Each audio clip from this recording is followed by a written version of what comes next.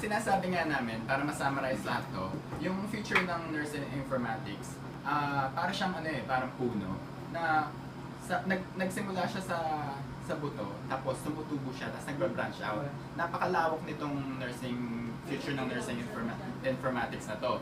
So, example is, yun yung sinasabi namin sa nursing field, yung mga documentation ng mga information ng mga pasyente. Kunwari, nasa isang ospital yung pasyente, tapos gusto niyang lumipat sa isang ospital. Mas madali kung alam ng pangalawang doktor yung informasyon natungkol sa pasyente,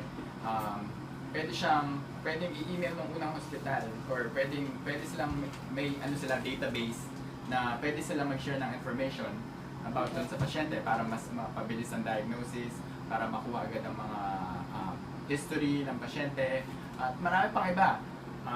Katulad nga ng sinabi ng kumpare ko, na ang nursing informatics is parang buto at parang halaman. So, ang kailangan lang natin is, di ba, sa mga bundok may mga illegal loggers. Yung mga illegal loggers na yun yung mga hindrances na pumipigil sa ating mga nurses for us to open or for us to be open-minded or maging acceptable yung nursing informatics. One is, kailangan natin maging open, yun nga, maging open-minded sa pagbabago ng teknolohiya, sa pag-accept ng bagong system.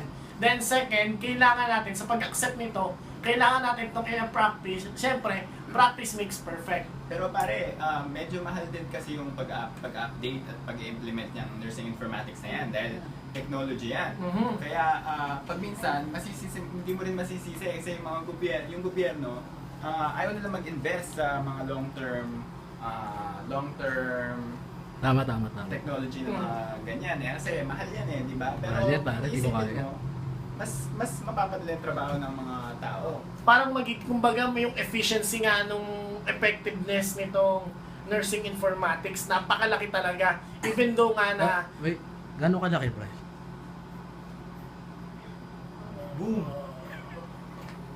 Even though nga na nasa isip natin is yung napakang mahal na presyo para mag-invest sa proyektong ito, but kailangan talaga nating isa-isip kung ano yung magiging epekto nito sa ating pamumuhay at sa ating mga ekonomiya.